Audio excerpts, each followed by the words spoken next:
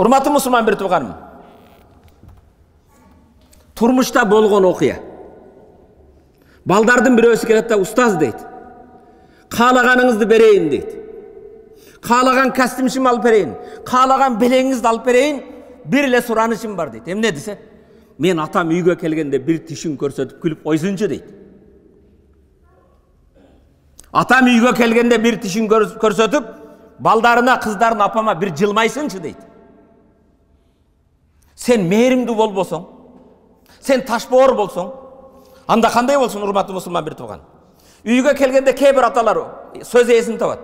Үйгө келгенде анын буйрук, тыюу салуу, кыйкыруу, копол, орой мамиле башка эч нерсе жок.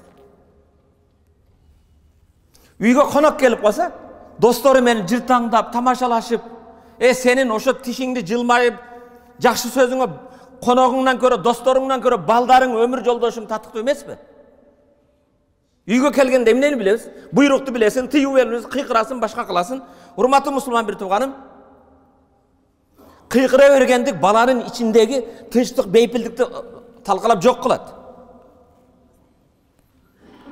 Балдар биздин көзүбүздүн карайы Алланын берген эң чоң ниматы. Жашоодогу Аллах Таала тартуулаган эң чоң бир белегибиз.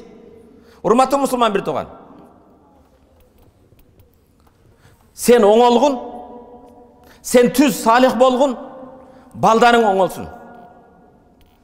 Балдарыбыз бузулуп кетти, балдарыбыз өзгөрүп кетти.